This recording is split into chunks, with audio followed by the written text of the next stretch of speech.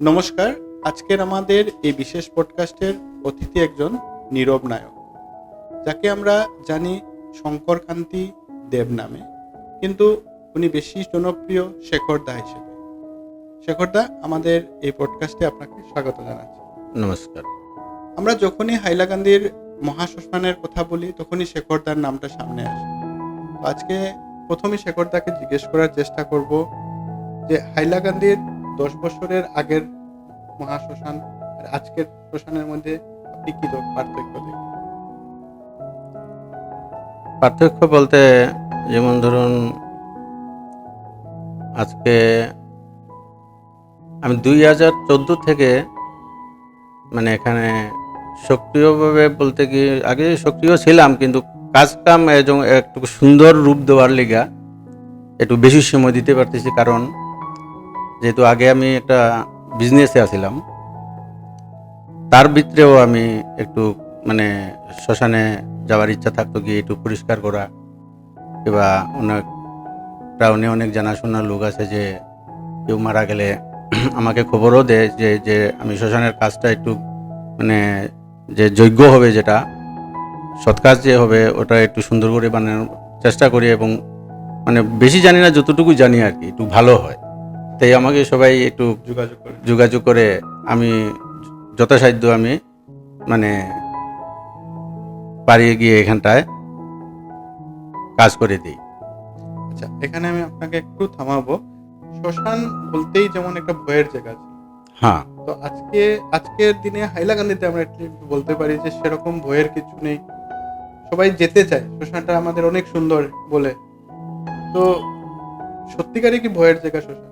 হ্যাঁ, যেমন ধরুন, আমি নিজের মন থেকে অনেক চেষ্টা রাখি এবং আশা রাখি যে আমি শ্মশানে একটা কিছু দেখতে পাবো, যে আমার একটু ইচ্ছা আর কি, যে যদি কোনোদিন আমি একটু কিছু দেখতে পাই, যে একটা ভয় যে ওই সবাই থাকে শ্মশানে ভূত আছে, কি প্রেতাত্মাগুলা যে অপমৃত্যু হয়, প্রেতাত্মা ঘুরে বেড়ায়, কি সমস্যা হতে পারে, এরকম আমার একটু উৎসাহ থাকে যে আমি দেখতে চাই। দু তিন দিন আমি এরকম পেয়েছি, কিন্তু সামনাসামনি কাউকে দেখতে পাইনি, কিন্তু সাউন্ড পেয়েছি। তো এখনটায় আমি যখন কাজ করি, আমি এরপরে একটা ছোট চাকরি পাওয়াতে একটু সময় দিতে পারি, কি বিজনেসের সময় তো পারতাম না, কিন্তু এখন একটু সময় দিতে পারি ছুটির দিনে, অফিস টাইমের পরে। ওই রাত সন্ধ্যা 6টা 6:30 কি 5টায় অফিস শেষ হওয়ার পরে এখানটায় গিয়ে রাত 12টা 1টা বেজে যেত একা একা কাজ করতে। তো ওই দেওয়ালে যেগুলা চিত্রাঙ্কন আছে, এগুলা সব আমার নিজের হাতের বানানো, সিমেন্ট দিয়ে। সিমেন্টগুলো তো যদি পরের দিন হয় শক্ত হয়ে যাবে, তাই রাত্রেই কমপ্লিট করতে হয়। তো হঠাৎ আমি একটা আওয়াজ পেলাম, ওখানটায় হেঁটে যাচ্ছে কি আসছে এরকম। হ্যাঁ, তো একটু অনুভব করতে লাগলাম, দেখি কি জিনিসটা। উঠে দাঁড়ালাম, সামনে একটু এগিয়ে গেলাম, যেমন ধরুন চুলার ওপাশে আওয়াজটা, না এখানটায় গিয়ে কিছু দেখতে পাওয়া যায়। তো আরেকদিনও এরকম পেয়েছি যে ওই আমাদের লাকড়ির গোডাউন যে আছে, ওইটার ভিতরে যে লাকড়ি ফিলিং করছে, রাখছে, যে লেবার আছে না, লাকড়িগুলো নিয়ে স্টেক দিয়ে রাখে। তো রাত্র বাজে প্রায় 12টা কি 12:30। তখন আমি গিয়েছি 11টার সময়, গিয়ে এখানটায় কাজ নাই এদিন, আমি এমনি বসে আছি। তো আওয়াজ পেলাম যে এখানটায় কি একটা সাউন্ড করছে, লাকড়িকে নিয়ে আনলোড করছে, এরকম একটা শব্দ শোনা যাচ্ছে। তো আমি আস্তে আস্তে যাচ্ছি, গিয়ে এখানটায় অন্ধকার ছিল, ঘরটা এখানে বাল্ব ছিল না। তো আমি মোবাইলের টর্চ জ্বালিয়ে দেখার চেষ্টা করলাম, দেখি কিছু নাই, আওয়াজটাও বন্ধ হয়ে গেছে। এইরকম আর। তারপর যা বিগত দিনে যে শ্মশানের যে পরিবেশটা ছিল, চারিদিকে জঙ্গল, এই চারিদিকে ছিটানো কলসি ডালা, বিভিন্ন ধরনের, তো ঠিক মায়ের মন্দিরের সামনেই যে এখন যেটা ফুল বাগান হয়েছে ওখানটায়। তো তো আমাদের আত্মীয় পরিজন কেউ মারা যাওয়ার পর মানসিকভাবে আমরা একটু দুর্বল হয়ে যাই। আর এখানটায় গিয়ে এরকম দৃশ্য দেখার পর তো আর একটু খারাপ লাগার কথা বলে যে আমার বাবাকে কিংবা আমার আত্মীয়কে এখানে রেখে যাচ্ছি এরকম একটা পরিবেশে মনের দিক থেকে অনেক দুর্বলতা এসে যায়। তো এইসব ভেবে আমি প্রথম দিকে চিন্তা করলাম যে এখানটায় আমি বাঁশ দিয়ে একটা ফুল বাগান বানিয়েছিলাম, ওই জায়গাটা পরিষ্কার করে আরও দুজন লোককে নিয়ে। তো এখানে বাঁশ বেত দিয়ে একটা ফুল বাগান বানিয়েছি। তো ফুলের চারা এনে সিজনেবল এবং পার্মানেন্টও কিছু লাগিয়েছি, বেশ সুন্দর হয়েছে। এরপর এটা যখন 1-1.5 বছর পরে গেট খোলা থাকতো, গরু ছাগল গিয়ে নষ্ট করে দিল। তুই চিন্তা করলাম যে একটা উৎসাহ পেলাম, দেখতে সুন্দর লাগছে। যে এটাই আমার চিন্তাধারা ছিল যে আমাদের যাকেই নিয়ে যাই আত্মীয় পরিজন, যে যদি এখান থেকে যে মানসিকতা একটু চেঞ্জ হয়, ভালো লাগে, তো একটু মনের দিক থেকে না এখানটায় আমার বাবাকে আমার আত্মীয় স্বজনকে রেখে যাচ্ছে একটা ভালো সুন্দর জায়গায়, এরকম একটা চিন্তাধারা নিয়ে একটু ডেভেলপমেন্ট শুরু করেছি। তো পাকা দিয়ে প্রথম ফুল বাগানটা করেছি, যেটা আমার বাবার স্মৃতির উদ্দেশ্যে। এখানটায় আমি কোনো কেউর কাছ থেকে চাঁদা নিইনি, নিজের ঈশ্বর যেমন শক্তি দিয়েছে সামর্থ্য দিয়েছে আমি করেছি। ওই তারপর প্রবেশদ্বারে যে বাম দিকে যে একটা এখন দেওয়ালে চিত্রাঙ্কন আছে, ওইটাও আগে এরকম ভাঙা ছিল, দেখতে বাজে লাগতো, ওইটাও বানিয়েছি। আমাদের বানুনাথ প্রফেসর উনিও হেল্প করেছেন, ওনাকে বলেছি এই ওয়ালটাতে, ওনারই ওয়াল। তো এখানটায় করার পর মানে একটা করার পর আরেকটা চিন্তা আসে যে ওদিকে একটু করলে ভালো হবে, এরকম চিন্তা করে করে এরপরে যেন পুষ্কুনিটাও অনেক ভেঙে বড় হয়ে যাচ্ছে। তো এটা নিয়ে এটা তো বিগ বাজেটের ব্যাপার আছে। তো আমি গিয়েছিলাম প্রথম ডিসির কাছে, এমপির কাছেও গিয়েছি। আমরা এত সময় শুনছিলাম যে হাইলাকান্দির মহাশ্মশানের কিভাবে উন্নতি হয়েছে, ধাপে ধাপে কিরকম উন্নয়নের দিকে যাচ্ছে হাইলাকান্দির মহাশ্মশান। কিন্তু আমরা কয়েকটা প্রশ্ন আপনাকে করতে চাই শেখরদা, যে মৃত্যুর পর কোনো জীবন আছে কিনা? সেটা দেখুন আমার কাছে বলা মুশকিল হবে, কেন আধ্যাত্মিক লাইনের ব্যাপার এটা। মৃত্যুর পরে যে আর একটা জীবন আছে কিনা সেটা অনেক বড় ব্যাপার, বড় কথা। এটা যা আমার এই সম্বন্ধে এত বেশি জ্ঞান অর্জন করি নাই, তাই এটাই বলবো যে আত্মার মৃত্যু নেই।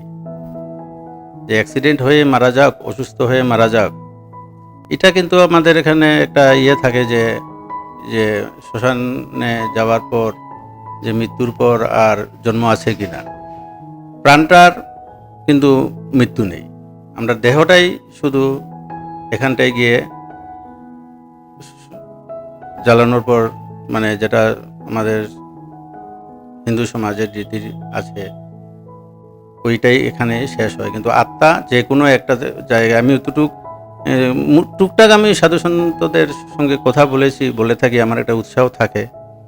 তো ওনারাও বলেছেন যে আত্মার কোনো মৃত্যু নেই, আত্মা বিলীন হয়।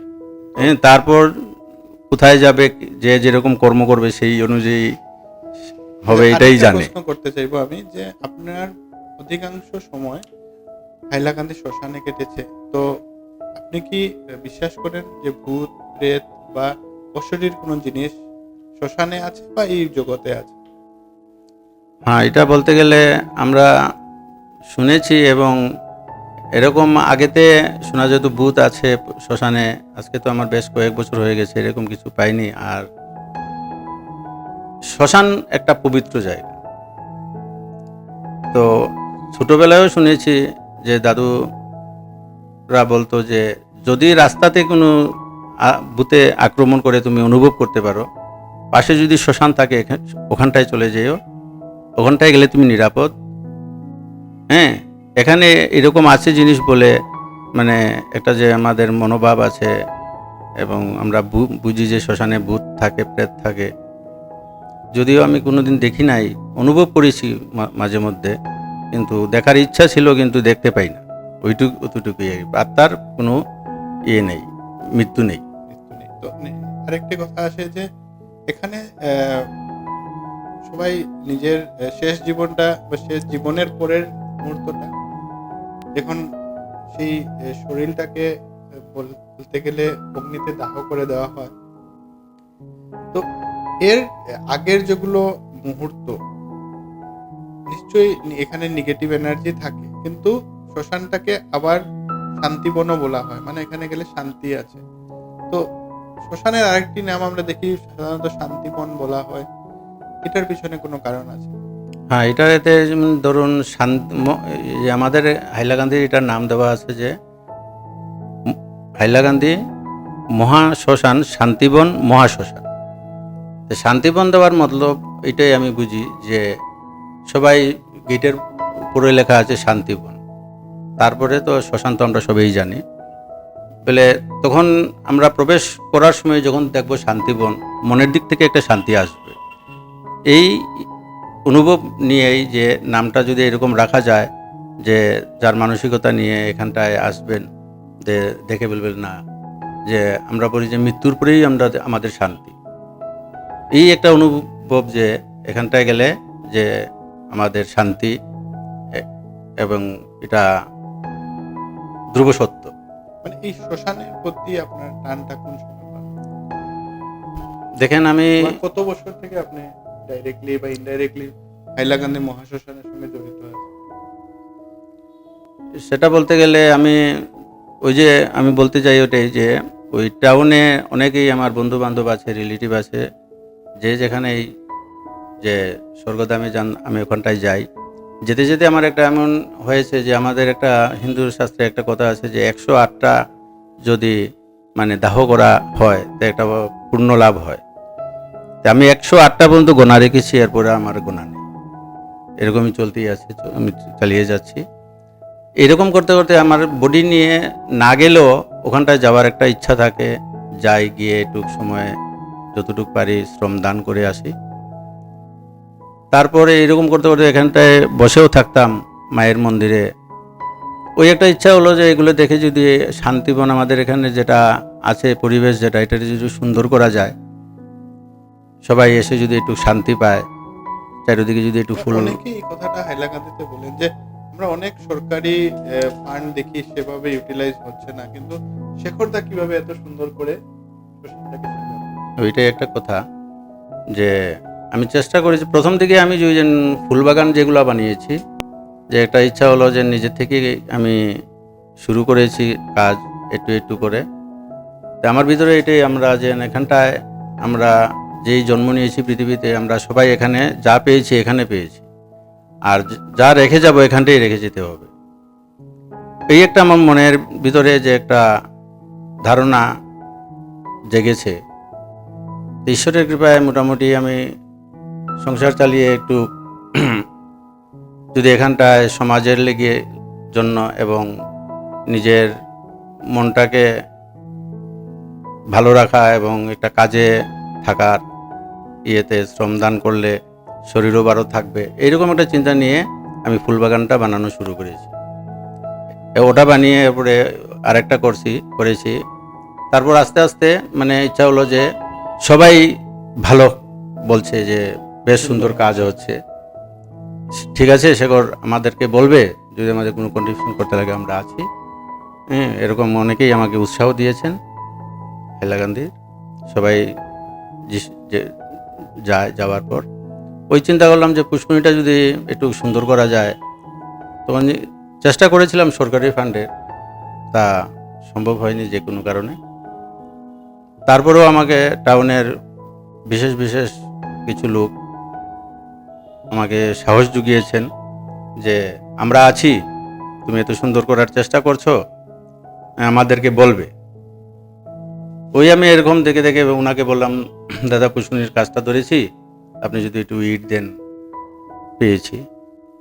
আমি ওনাকে বলেছি রড দিন, সিমেন্ট দিন, এরকম করতে করতে দেখি মানে সবারই কন্ট্রিবিউশন। হ্যাঁ, আর সবাই এখানটায় গিয়ে বলে যে ভালো কাজ হচ্ছে। আবার তার পিছনে কিছু বদনামও আছে, সেটাও আমি মাথা ব্যথা নিয়েছি। কিন্তু মনের থেকে নিজে দুর্বল হয়নি, যে আমার লক্ষ্য যেটা আছে আমি করে যাই, লোকে যাই বলুক সেটাতে আমি কোনো কর্ণপাত করিনি। যে একটাই কথা, যে স্বামী বিবেকানন্দ একটা কথা বলেছিলেন যে যে কাজ অতি উত্তম হবে সে কাজে অধিক বাধা আসবে, বাধাও নেই সিদ্ধিও নেই। ওইটাই একটু মনে থাকে, সাহস নিয়ে বাধা যেখানে নেই সিদ্ধি হয় সেখানে নেই। খুব সুন্দর কথা। এখন কথাটা হলো আমাদের শান্তিবনে বলুন বা মহাশ্মশানে বলুন, একজন কালিমা রয়েছে, তো অত্যন্ত জাগ্রত বলা হয়। হ্যাঁ হ্যাঁ, তো এই বিষয়ে যদি একটু বলুন। সে বিষয়ে বলতে গেলে দেখুন, আমি আজকে এখানটায় কাজ করার সময় অনেক বিপদের সম্মুখীন হয়েছিলাম, যেটা বলতে গেলে এখানে একটা ফাউন্ডেশন চলছে, ওখানটায় যাওয়ার সময় আমি পড়ে গিয়েছিলাম। যেটা হওয়ার কথা ছিল কিছুই হয়নি। আমি কোনো উঠার পর আমি কোনো অনুভবই করতে পারিনি যে আমি এখানটায় পড়েছি। পরেও কোনো ব্যথাটা নেই। এরকম একটা রড আমার ওইদিকে চলে গেছে, কিন্তু 1 ইঞ্চি ওদিকে থাকলে এদিকে চলে যেত। মৃত্যু। তো আমি অনুভব করেছি কে আমাকে একটু সরিয়ে নিয়েছে। এটাই একটু অনুভব করা যায় এখানে, যে শক্তি আছে এবং একটা ভালো কাজ হচ্ছে, তার পিছনে আমি এটাই অনুভব করতে পেরেছি। আরেকদিন আমি পেয়েছিলাম কিন্তু দেখতে পাইনি, সামনে দেখেছি কিন্তু মানে ওদিকে একজন খুব সকাল খুব ভোরে কে একজন হেঁটে যাচ্ছে লাল পাড় শাড়ি নিয়ে পরে। তা আমি একটু তাড়াতাড়ি চলতে গিয়ে ওই মন্দিরের পিছন দিকে, মন্দিরের ভিতর না দিয়ে পিছন দিকে চলে যাচ্ছে। তো ওখানটায় গেলাম, গিয়ে পরে অদৃশ্য হয়ে গেল, কিছু দেখতে পাইনি। ওইটাই আর কি।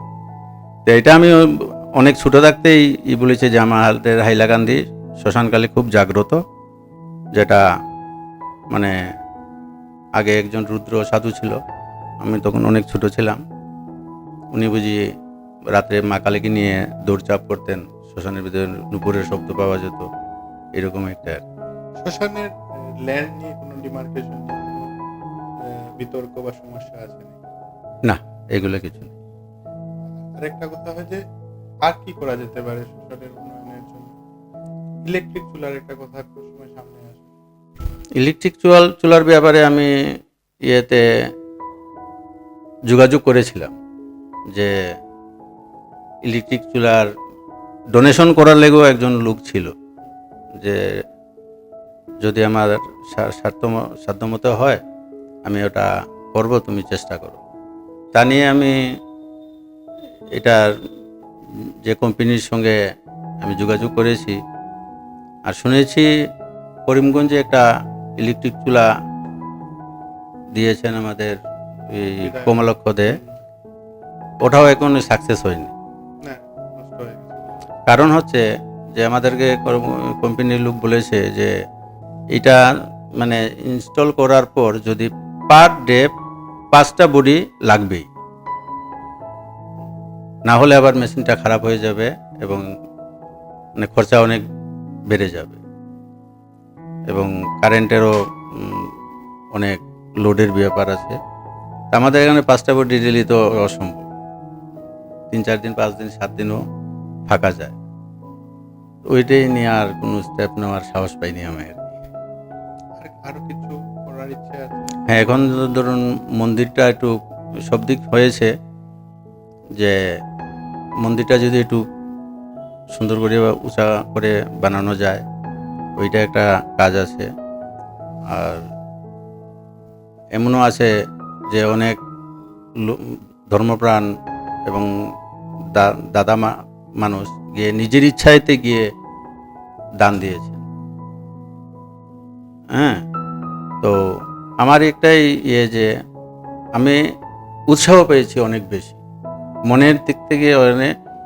তখন ভাবছি যে আরও একটু সুন্দর করি, যে সবাই যাতে আরও ভালো করে বলে, যে এখানটায় গিয়ে অনেকেই বলে যে এখন শ্মশানকে পার্কের মতো বোঝা যায়, এবং বিকেল দিকেও অনেক মেয়ে ছেলেরাও যায়, ফটো উঠে সেলফি উঠে, এটাতেই মানে অনেক আনন্দ আর কি। যে আগে শ্মশানের নাম শুনলেই অনেকে ভয় পেয়ে যেত। হ্যাঁ, তো এখন এরকমটা নাই। প্রায় সময়ই সন্ধ্যার পরেও বিকাল দিকেও অনেক মানুষ যায়, গিয়ে ঘোরাফেরা করে, ফটো ওঠে। এটাই মানে বোঝা যায় যে এটা, যে শিলচর থেকে অনেক লোক আসে যে আত্মীয় স্বজন মারা গেলে শিলচর থেকে লোক এসে বলে না আমাদের, প্রশংসা করে। হ্যাঁ, যে আমরা শিলচর থেকেও আপনাদের হাইলাকান্দি স্টেশনটা অনেক সুন্দর, করিমগঞ্জ থেকেও লোক আছে। তো এটাই ভালো লাগে যে আজকে মানে সবের দান করা আর যে যতটুকু শ্রম দিতে পেরেছি, যে সার্থকতা হয়েছে, মানে এটাই খুব আনন্দ লাগে আর কি, এতে আরও উৎসাহ বেড়েছে। নিশ্চিতভাবে অনেক কথা আজকে আমরা শুনলাম হাইলাকান্দির মহাশ্মশান নিয়ে, হাইলাকান্দির শান্তিবন নিয়ে, এবং এই কথাগুলো দর্শকদের কাছে তুলে ধরার মূল উদ্দেশ্যটাই ছিল যে আমরা যাতে একজন নীরব নায়ক যিনি কাজ করে যাচ্ছেন মহাশ্মশানটির উন্নয়নের জন্য, ওনার কথাগুলো আপনাদের সামনে আনতে পারি। আজকের জন্য ধন্যবাদ, নমস্কার। নমস্কার।